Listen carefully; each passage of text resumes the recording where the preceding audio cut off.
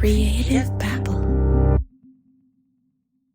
Criminal Conduct Season 5 is available right now. You can binge the entire series on Patreon and Pretend Plus on Apple Podcasts.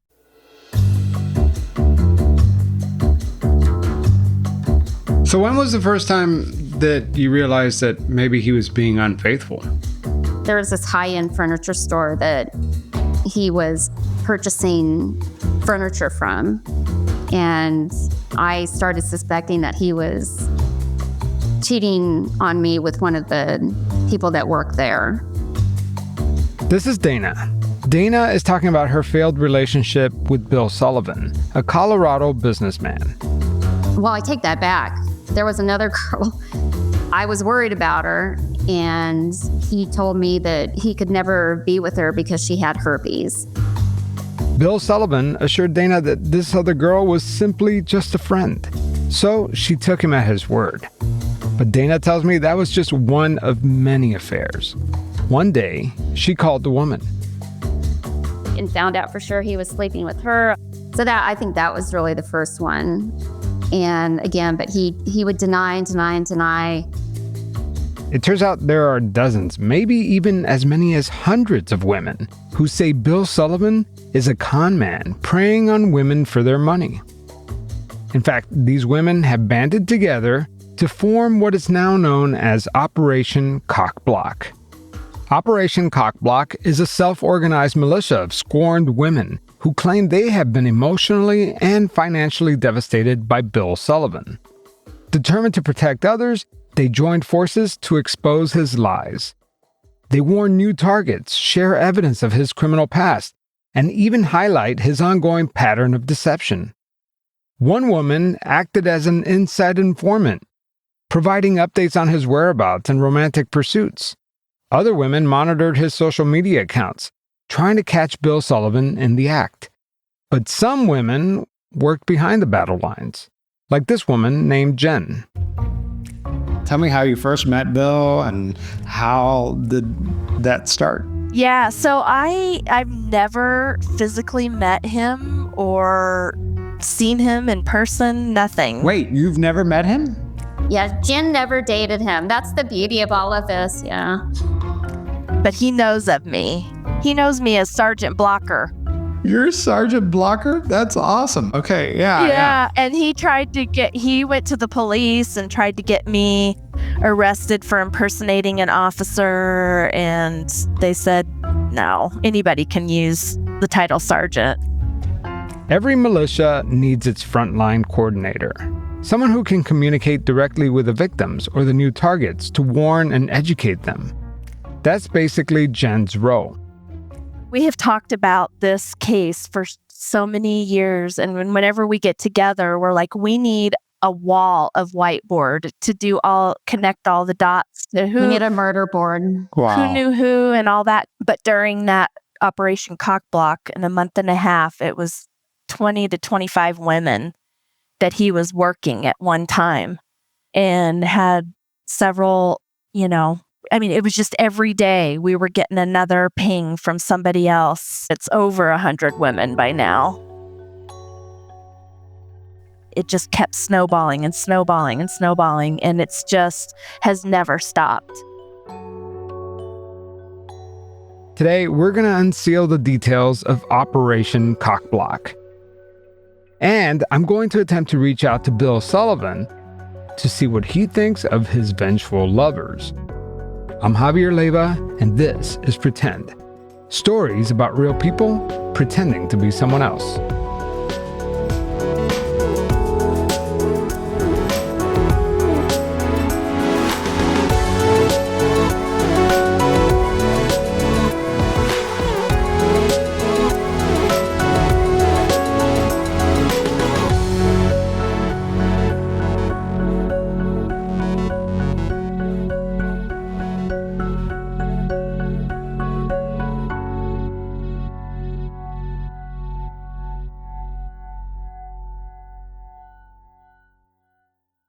Faraday presenta Ojos con Alergia y Picazón contra el jardinero. Y el ganador es Faraday Extra Fuerte. Para aliviar la picazón de los ojos por alergia, actúa más rápido y supera a Claritin y Flonase aún a las 24 horas. Faraday, adelante.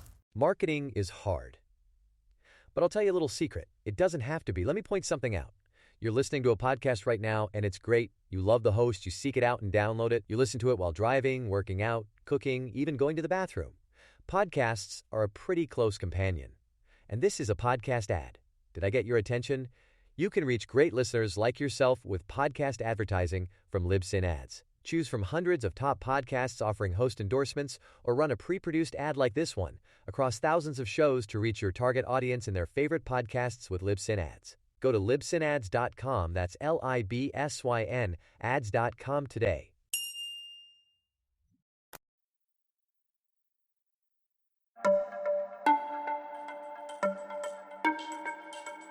So tell me, how did you guys first meet? It was very random how we met. This is Dana again. I'd been married twice, and my second marriage was pretty awful and abusive.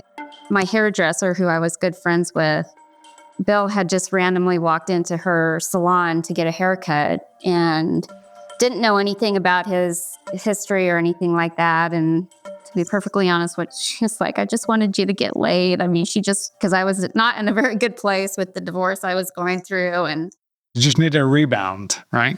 yeah, that's not really my style, unfortunately. And he, just like any good con artist, sociopath, he was charming and attentive and, was very interested in my life, what my interests were. We had a first date, and here we go. He didn't tell me that he had been in prison on that first date.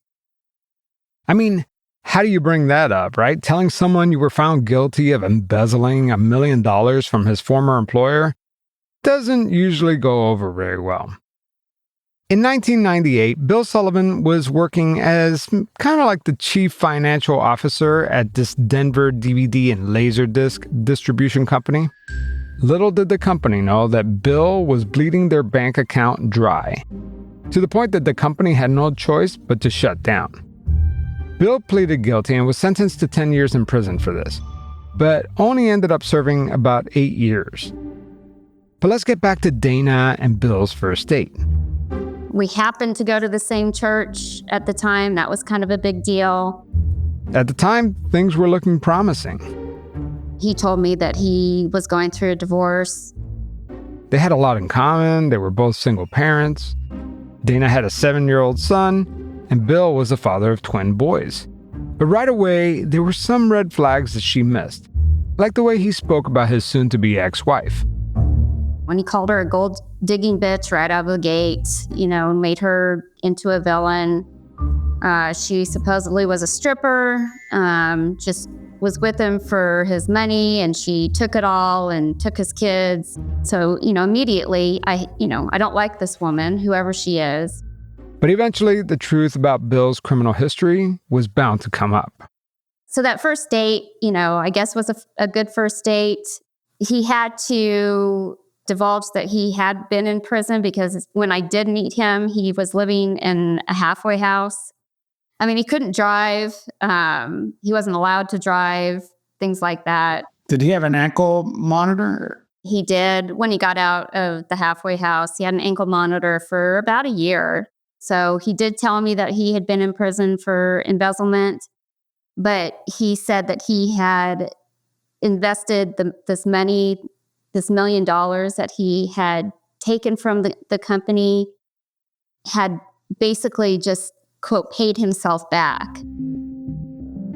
The company called LumiVision Corporation distributed Laserdisc. Remember those? This was 1994, guys.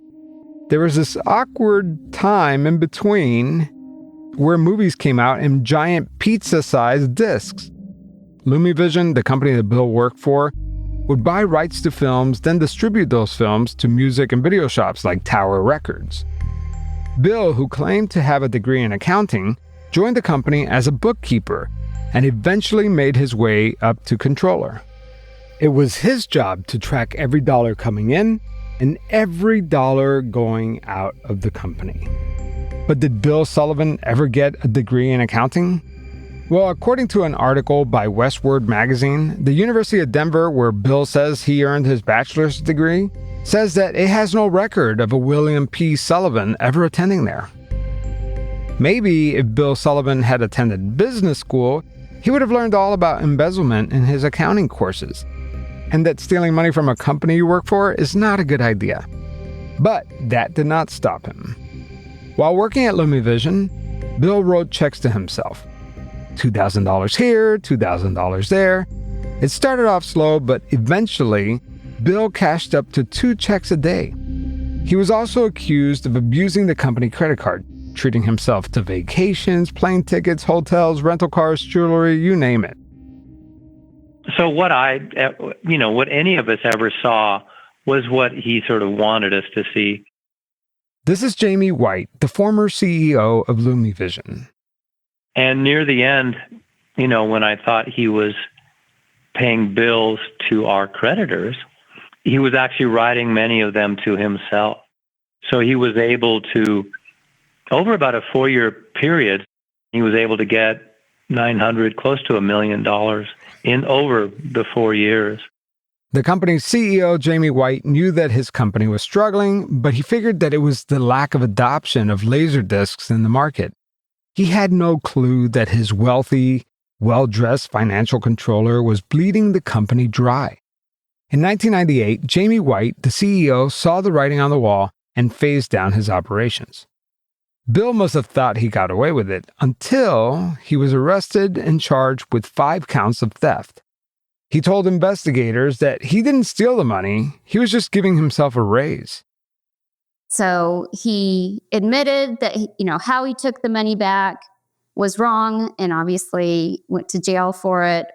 He did it because he was just taking his own money back because he had invested a lot of his money to keep the company afloat. And of course, it wasn't his fault. It was his partner. He was supposedly a partner in this company, and that Jamie was just hammering it into the ground. And so he was like the white knight. So the money he was putting back into the company was the money that he was embezzling. So it was never his money that he would ride in on his, white horse and say, okay, I'll save. And so everybody looked to Bill as like the savior that was saving the company. But all he was doing was putting some of that money that he was stealing and embezzling and just putting it right back into the company. So it seemed like he was doing a good thing, but he was stealing the company blind. But Jamie White, the CEO of LumiVision, doesn't remember it that way. Whatever amount of money in it, I don't remember him doing that, but he certainly never became an owner in LumiVision. He never was part owner at all. In 1999, Bill Sullivan struck a deal with prosecutors and pled guilty to 1 out of the 5 counts. He had planned on paying Jamie back every dime.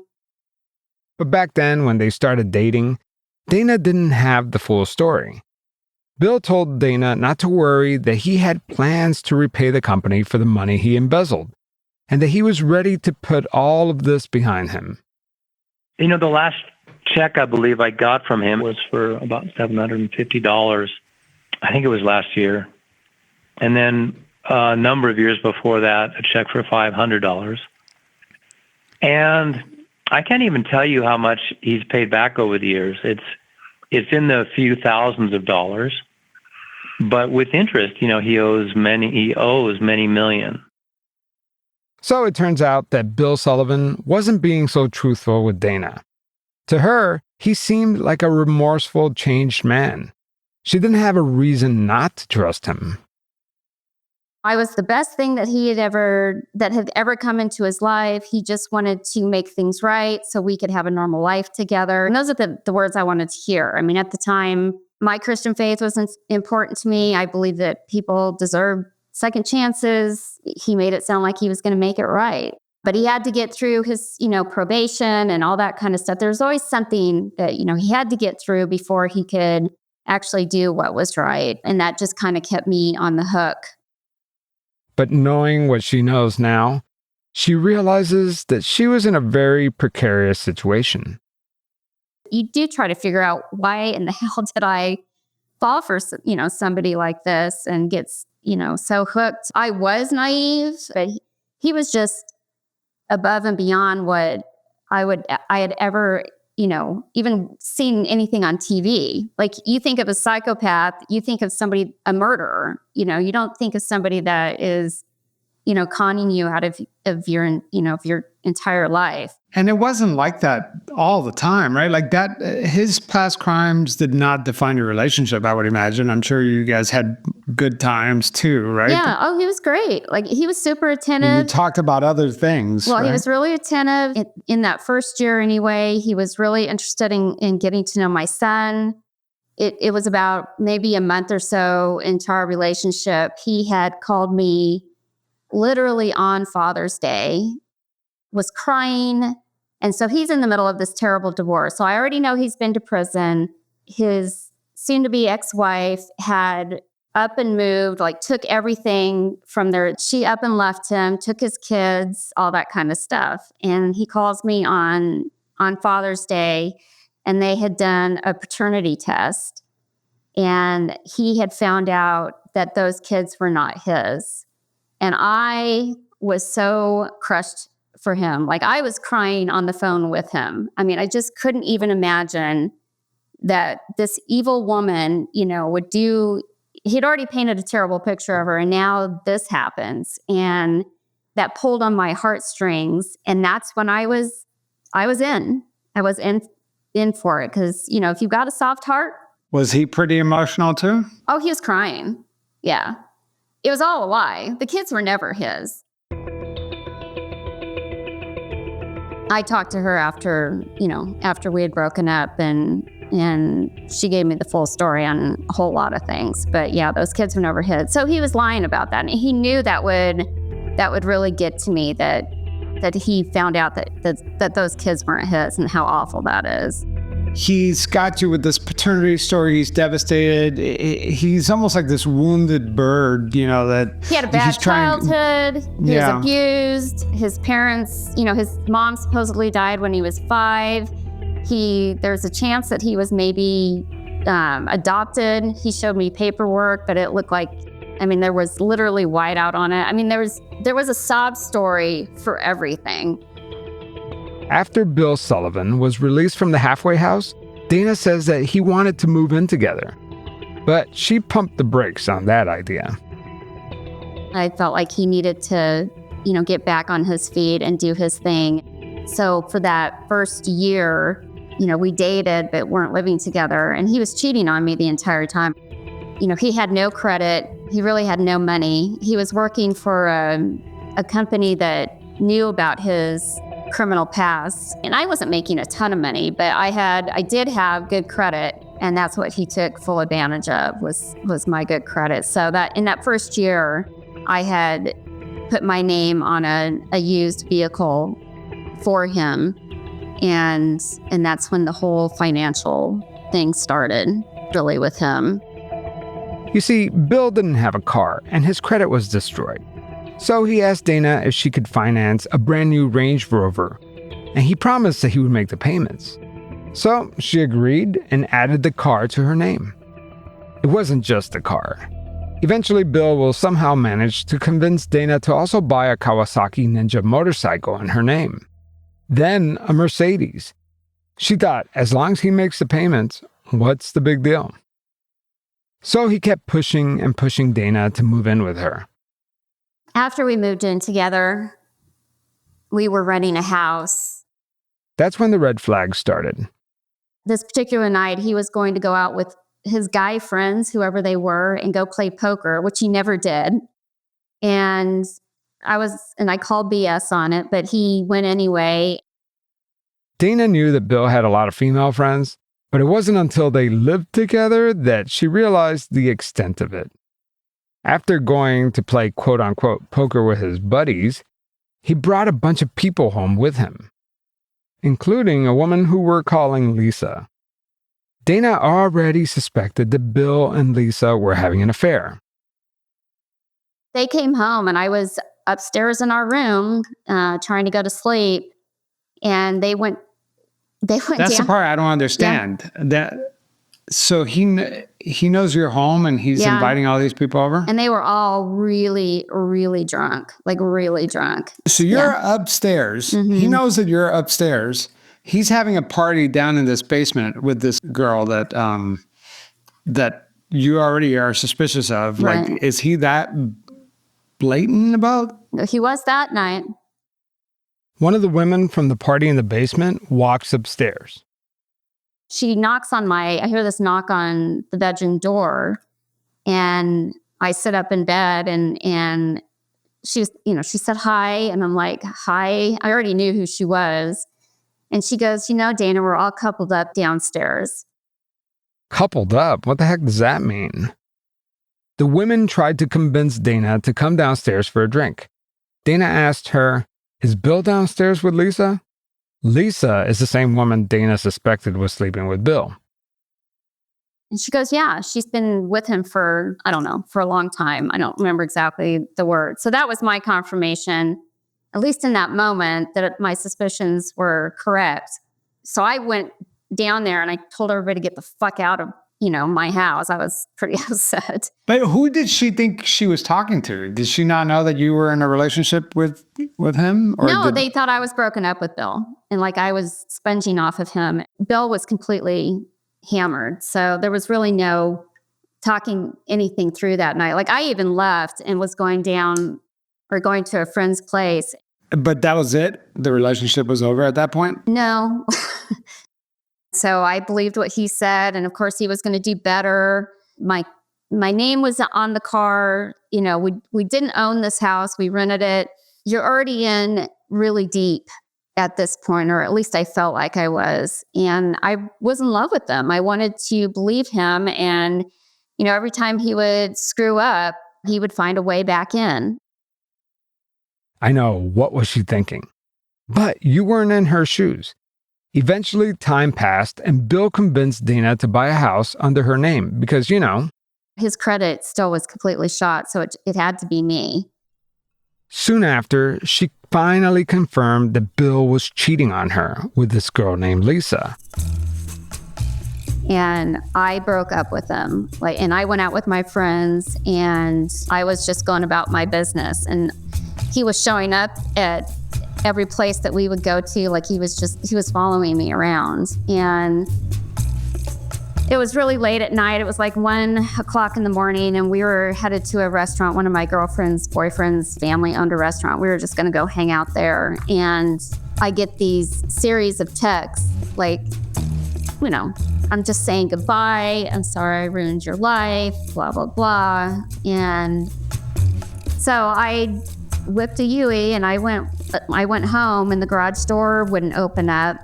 And so I went through the front door, but he had locked the garage door, so I couldn't, open it that way. And when I walked into the house, it was just filled with exhaust fumes. And so I went out there, and he's like passed out, and I'm trying to wake him up. He wouldn't wake up.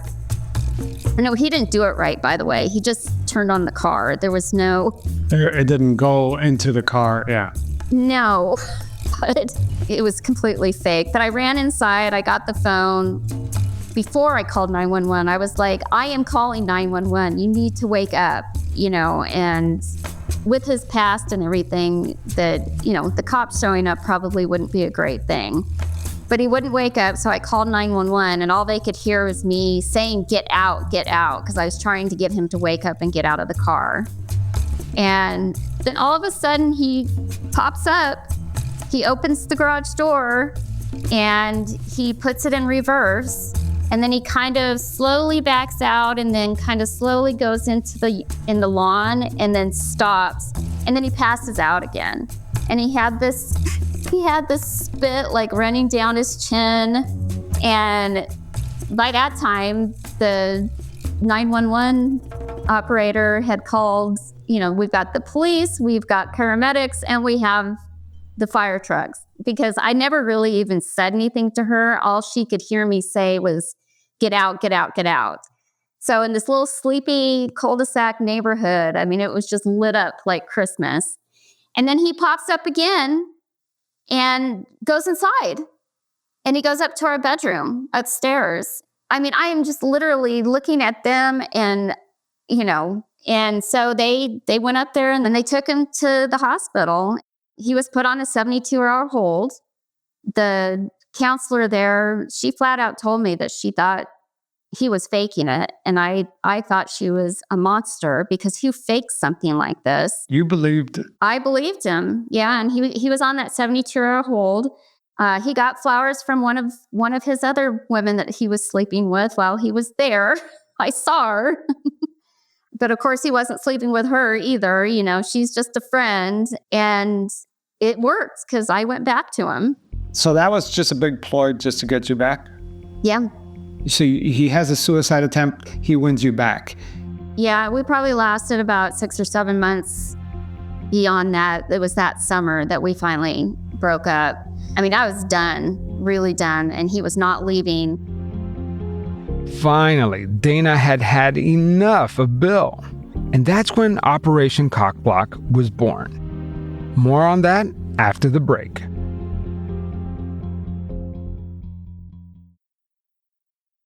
Marketing is hard. But I'll tell you a little secret. It doesn't have to be. Let me point something out. You're listening to a podcast right now, and it's great. You love the host. You seek it out and download it. You listen to it while driving, working out, cooking, even going to the bathroom. Podcasts are a pretty close companion. And this is a podcast ad. Did I get your attention? You can reach great listeners like yourself with podcast advertising from Libsyn Ads. Choose from hundreds of top podcasts offering host endorsements, or run a pre-produced ad like this one across thousands of shows to reach your target audience in their favorite podcasts with Libsyn Ads. Go to libsynads.com, that's Libsyn, ads.com today. Marketing is hard. But I'll tell you a little secret. It doesn't have to be. Let me point something out. You're listening to a podcast right now, and it's great. You love the host. You seek it out and download it. You listen to it while driving, working out, cooking, even going to the bathroom. Podcasts are a pretty close companion. And this is a podcast ad. Did I get your attention? You can reach great listeners like yourself with podcast advertising from Libsyn Ads. Choose from hundreds of top podcasts offering host endorsements, or run a pre-produced ad like this one across thousands of shows to reach your target audience in their favorite podcasts with Libsyn Ads. Go to libsynads.com, that's Libsyn, ads.com today.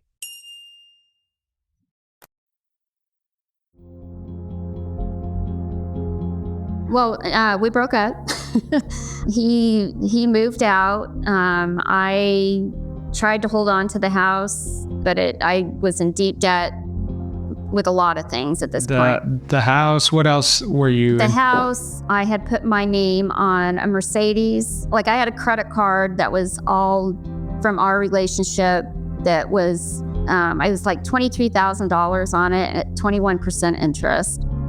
I was $25,000 upside down on that Mercedes. I was able to do a short sale on the house. I was upside down about $30,000 on that. He would constantly use that excuse that he didn't have money for groceries. He didn't have money to go out to dinner, all that kind of stuff. So I was paying a lot of the expenses and everything too. How did he have money for a Mercedes if he didn't have money for any of those things? Well, he could figure out a way to pay for that. But when he ended up dumping that Mercedes on my driveway, and it was like a $900 a month payment, and I paid on that Mercedes for about 9 or 10 months. Yeah, but he dropped it off on your driveway because you threatened him, right? Well, I told him that I was going to call the police. Dana had enough of Bill Sullivan. I called and found out for sure he was sleeping with her. I knew that he was sleeping with. Dana then started digging through public records. I found a letter. He was disputing a charge on his credit card to an escort service. And remember Lisa, the woman that Bill was seeing the whole time he was dating Dana? The same woman that Bill was coupled up with in Dana's basement? Well, she too was originally smitten by him. They dated for almost 8 months before she learned the truth, and that Dana was right about him. Dana was determined to find out who else was he potentially seeing. She then scoured dating sites and immediately found his profile. It turns out that Bill was seeing a woman that we're going to call Emily. Again, not her real name. Emily met Bill on Match.com. She was thin, blonde, and looked a whole lot like his ex-girlfriend Dana. Here's Jen, who you heard from earlier in the episode, aka Sergeant Blocker. Jen was friends with Emily. When she first started telling me that she was dating this guy, Bill, and she was super excited about him, and as time went on, like a month or so, I would be like, oh, when do we get to meet your new boyfriend? And she's like, oh, well, we're just kind of laying low. He doesn't really have a whole lot of money, so we just order Chinese food in and stay at home and watch movies and yada, yada. She told us girls that he has an ankle monitor. And I was like, an ankle monitor? I'm like, well, who is this joker? And she's like, well, and then that's when she kind of told the story. She started telling me that his ex-girlfriend Dana was harassing them and calling and asking, harassing Bill for money, and she's crazy and all this stuff. And I'm like, maybe you should reach out to her and find out what's going on with this guy. Here's Dana again. He brought her to the Christmas party. I was a front-end manager at this place, and I was bartending, and she walked in, and we really could be sisters. I mean, it was bizarre. They look alike, sound alike, yeah. So I guess one night her and Bill were in the car driving somewhere, and Dana called, and he had her on speakerphone. Emily told Dana to leave Bill alone. When that call happened, I said, basically, keep an eye out for the red flags. That was her first indication that maybe I wasn't this crazy ex, that I was trying to warn her. At first, Emily dismissed Dana's warning, but some things are not adding up. And she's like, yeah, I'm kind of feeling the same way. I've been questioning some stuff. Emily started doing her own research and found Bill's Match.com profile. He listed himself as single. Not long after that, Emily returned to Dana's workplace at the golf course. And she came in, and I just looked, and nobody was really in the bar area. And she sat down, and I said, I don't know what you're doing here, but I don't want any trouble from you. All I'm doing is trying to do my job. She's like, no, I'm not. And I think by that time she had broken up with him. Because she had loaned him money. $5,000, yeah. He kept asking for money, like, oh, I need $1,000 for this or whatever. She wanted to leave Bill, but not without getting the $5,000 she loaned him. And so she took the bike. The Kawasaki Ninja motorcycle his ex-girlfriend Dana bought him. And threw it into her car and held that for collateral. Emily, determined to warn others just as Dana had warned her, reached out to a woman named Allison. Allison was one of the women she suspected Bill was cheating on her with. Emily met Bill on Match.com. Just like the others, she was impressed with his charm and appearance of wealth. The relationship lasted almost 8 months. During that time, Bill convinced Allison to pay off the remaining debt on the motorcycle that Dana bought him. Allison even paid for a trip to Hawaii for Bill's 40th birthday. Eventually, Allison got a call from Emily, the woman claiming to be Bill's girlfriend. That call was not enough to spook her. Allison decided to stay with Bill. In fact, he even proposed to her with a $10,000 ring. A ring that Allison paid for herself. Luckily, Allison broke off the wedding plans. And $50,000 in debt later, Bill left Allison literally bankrupt. I know I'm throwing around a lot of random female names at you, but you need to understand the scale of the story. The next lady, who we're calling Michelle, says that she was also duped by Bill Sullivan, but she quickly took matters into her own hands. After a month of suspecting infidelity, she posted Bill Sullivan's picture on a Facebook group to see if anyone recognized him. Pretty soon, she got a bite. The woman said that was her boyfriend and that she'd been dating him for more than a year. Then more women came forward. The women decided that they should do something about this. Bill Sullivan needed to be stopped. So they reached out to Dana, and, well, the rest is history. Okay, so who coined the term Operation Cockblock? Me. Because we had 5 or 6 women. Yeah, they would find the women and Jen would put them in contact with me and I would talk to them. That's pretty much how it went. Yeah. So I think one day we were all on the phone and I'm like, yes, Operation Cockblock has commenced. And we all just started laughing. So he deleted his Facebook account within the last couple of weeks and created a new Facebook account. Because so many people, what he does is he friends all these women and everybody starts talking on this, are we dating the same guy website. I mean, we have copies of all the different strings and stuff that he... Is it like a Facebook group or something? Yeah. Yeah, it's a private group of women where, they've met somebody online and they may not know this guy and they just throw their picture out there and they say, is there any T or red flags on this guy? And if there's something to say, people will say it. And he's been on there, I don't know, a handful of times where women have met him and want to know if there's any dirt on him. So kind of a helpful site for women to help each other out. So if you're a woman and you just meet somebody and you're like, hey, I'm just going to throw this guy's picture up there just in case. It's like that kind of deal. Like I see some red flags. Yeah. Wow. That's awesome. One of the women described it as a shock and awe campaign. They were hitting him from every direction. There was even a classified ad on Denver's Craigslist with Bill Sullivan's picture. It read, "Hi, I just want to warn all the women out there that I'm a first-rate con artist, scammer, liar, cheater, and I'm bad in bed. Stay away from me. I will only take your money." Eventually, Westward Magazine in Denver got word of Bill Sullivan and Operation Cockblock. So I was in San Francisco for work, and that morning, Dana's texted me. She's like, oh my God, article ran. And then she sent me a picture of what it was. And it was that doll, that Ken doll, naked Ken doll. And I just died. I was like, oh my God, she took it. Well, and you have to imagine Westward in print is like an oversized magazine. So it's like 12 by 18 maybe. And it's in all the restaurants, like when you walk into a restaurant, you see Westward rack right there. So it had this big... Yeah. Was it on the front cover? Uh-huh. Yeah.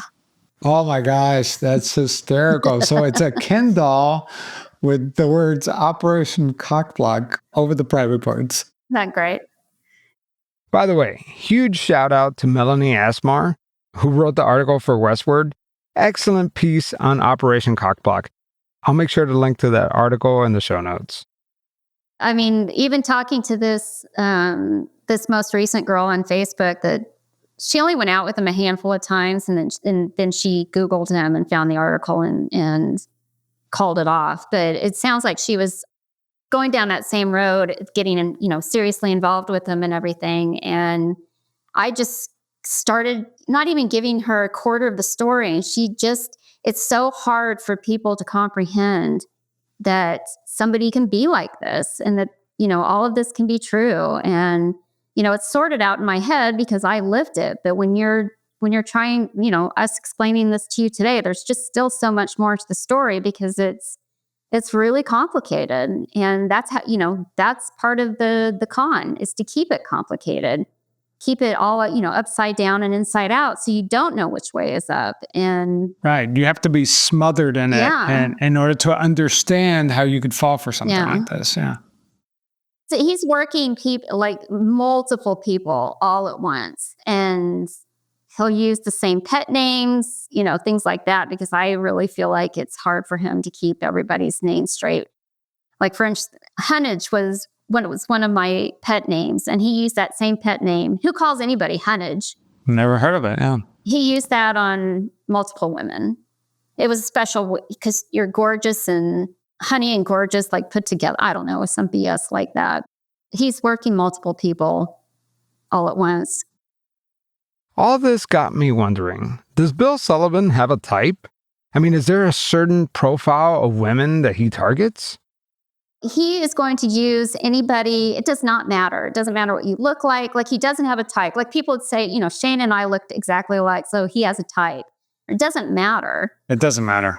Yeah, one period in the last 10 years, he had a lot of Asian girlfriends. He was working his way through the Asian community. And I think they probably wised up to him as well. He's going to use, it doesn't matter. That is nuts. It just doesn't matter who you are. If you are kind of liquid, so to speak, if you got a lot of cash on hand, that's always good for him. So if you've got money to spend, and he's going to hone in on that. Or like an esthetician types. One of them was an esthetician, things like that. So he does not have a type. I hope that didn't sound. He goes after single moms a lot. Yeah, too. single moms. I don't know how well that works for him anymore, being in your almost 60 years old. There was one girl in Alabama that was getting ready to leave her husband. Private investigator contacted me. She was leaving her husband and moving to Colorado with their daughter to live with him.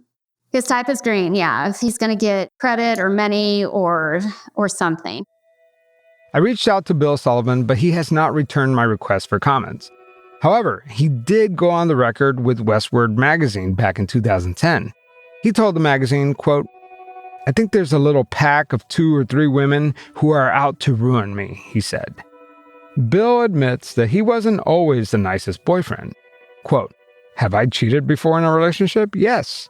He says, "On every woman? No."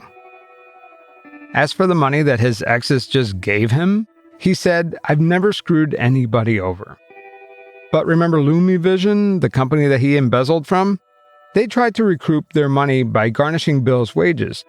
But in order to seize his paychecks, they first need to find out where he works, if he works at all.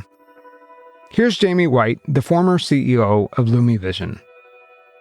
Any money that has come in, which has been so little, has really just gone back out to pay possibly a detective here and there to do some looking into where he's at or see what they can find. So at some point, it doesn't really make sense for me to continue doing too much.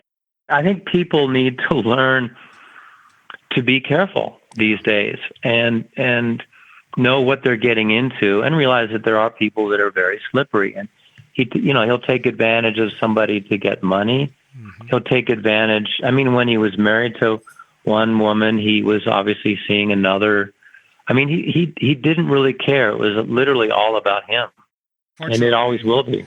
Well, unfortunately, I do a lot of these stories, and it shouldn't surprise me at this point because I've done like 200 and something episodes, but it does surprise me every time because it's like, man, we don't want to live in a world where people like that exist, but they do. They're out there, and like you said, the whole point of this podcast is to warn people of like, look at these women. Like this is a great story because they banded together to try to, prevent other women from falling into the trap. Yeah, to me, that's the most interesting part of, I guess I'll call it a story now, looking back on it. It sucks what happened to my company and to be honest with you, the 10 really cool creative people that I had working for me. And, he ruined all that. So it's an example of when somebody is so selfish and really narcissistic, how much damage they can do and not blink twice. As for Dana, I was wondering, did she ever bounce back? And so are you still dealing with any of the financial fallbacks because of this? No, I worked 2 jobs for 6 years.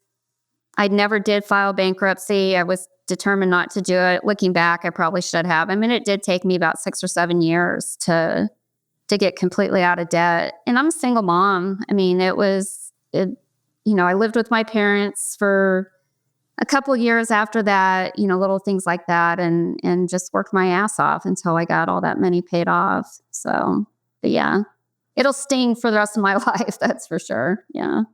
Absolutely. You said this took a financial toll on you, like the amount of sacrifices that you had to make in order to recover financially. But what about emotionally? How have you recovered from that? Like, have you had normal relationships I am after happily this? single. I'll put it that way.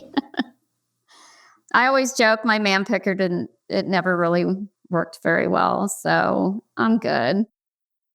As for Bill Sullivan, Operation Cockblock wasn't the end of his troubles. In 2011, Bill Sullivan became entangled in a Ponzi scheme that swindled more than 120 investors out of $15 million. He joined Bridge Premium Finance as CFO in 2011, a company claiming to offer short-term loans to help businesses pay commercial insurance premiums. Investors were promised a high return of up to 12%. And the company claimed that their money was fully secured. But that was a lie. The company, under owner Michael Turnock, had been operating as a Ponzi scheme since 2002, using new investor money to pay off earlier ones.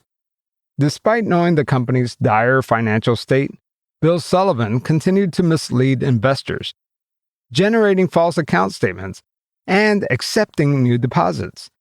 In 2012, the SEC filed a civil lawsuit against both Turnock and Bill Sullivan, freezing their assets and seeking financial penalties.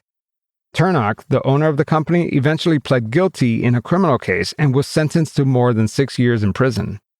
Bill Sullivan, however, faced only civil charges and was ordered to pay over $226,000 in fines and restitution. Sullivan got off without going to prison, barely paying back what he owed, leaving many of the investors still waiting for their money. Today, Bill Sullivan lives in a $700,000 Colorado townhome. According to public records, the home is financed through a loan provided by, guess what, a new woman in his life. Because of the financial agreement, it is not clear whether Bill's ex-girlfriends, Jamie White, his former boss at LumiVision, or the victims of the Ponzi scheme at Bridge Premium Finance can put a lien on his property to reclaim their loss. And from what I hear, Bill Sullivan is still at it. Dana and I have been the two that have, since 2014, have really kind of just continued to just keep track of him and, look for information, public information through Facebook and other stuff to try to just continue Operation Cockblock, which we're continuing to do. His motivation for being with all these women is that this is a way of survival for him, right? Like he needs it's a way, yeah. It's a living. It's how he makes his living. Because he doesn't have a way of putting a down payment on a house or, like the mortgage gets, it's always attached to a woman's name. We're hearing, as of recent, his tactics are through Facebook dating, and a lot of the women, the common theme is that he likes to move fast, and he puts a lot of pressure on them to start a conversation or meet in person. And, our reply is that he's desperate because we keep getting him fired from jobs. If you have a bad boyfriend or girlfriend and you would like to share your story of revenge, send me a voicemail. Don't include last names. Just give me the Cliff Notes version of your story, and it might make it onto future episodes. Today's episode was written by me, Javier Leyva, and was edited by the talented Punith Shenoy with the Podcast Pundits. We'll be back with a brand new episode next week. Until then, take care.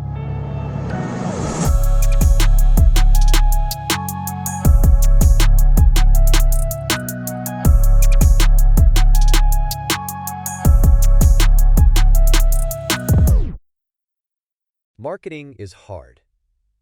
But I'll tell you a little secret. It doesn't have to be. Let me point something out. You're listening to a podcast right now, and it's great. You love the host. You seek it out and download it. You listen to it while driving, working out, cooking, even going to the bathroom. Podcasts are a pretty close companion. And this is a podcast ad. Did I get your attention? You can reach great listeners like yourself with podcast advertising from Libsyn Ads. Choose from hundreds of top podcasts offering host endorsements, or run a pre-produced ad like this one across thousands of shows to reach your target audience in their favorite podcasts with Libsyn Ads. Go to libsynads.com, that's LIBSYN, ads.com today. Creative back.